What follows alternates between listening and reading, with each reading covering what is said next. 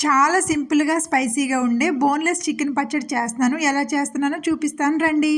Hi friends, ఎలా ఉన్నారు? బాగున్నారా? నేను మీ దివ్య. మన వీడియోస్ నచ్చినట్లయితే మన ఛానల్‌ని లైక్ చేసి సబ్స్క్రైబ్ చేయండి. ఇప్పుడు చికెన్ పచ్చడి కోసం మసాలా ప్రిపేర్ చేసుకుందాం.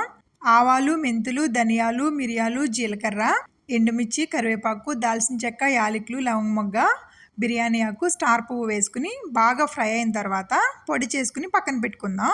ఇక్కడ నేను చికెన్ బ్రెస్ట్ పీసులు తీసుకుంటున్నాను. చిన్న చిన్న ముక్కలుగా కోసుకుని శుభ్రంగా కడిగి ప్యాన్ పెట్టుకుని కోసుకున్న ముక్కలను వేసుకుని ఆయిల్ వేసుకోకుండా చికెన్లో నుంచి వాటర్ వచ్చి బాగా ఉడికిన తర్వాత కొంచెం పసుపు కూడా వేసి మరి ఒకసారి కలుపుకుని బాగా ఫ్రై అయిన తర్వాత తీసుకుని పక్కన పెట్టుకుందాం. మరి ఒక ప్యాన్లో ఆయిల్ వేసి ఆయిల్ హీట్ అయిన తర్వాత ముందుగా ఉడికించుకున్న చికెన్ ముక్కలు వేసి బాగా ఫ్రై అయిన తర్వాత తీసుకుని పక్కన పెట్టుకుందాం.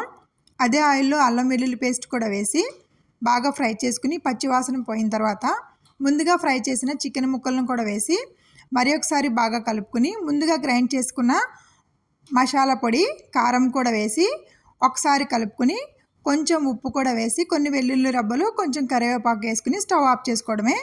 బాగా చల్లారిన తర్వాత కొంచెం నిమ్మరసం వేసుకోవడమే. అంతే, ఎంతో టేస్టీగా బోన్లెస్ చికెన్ పచ్చడి రెడీ. మరి ఒక రెసిపీతో మీ ముందుంటా. బాయ్.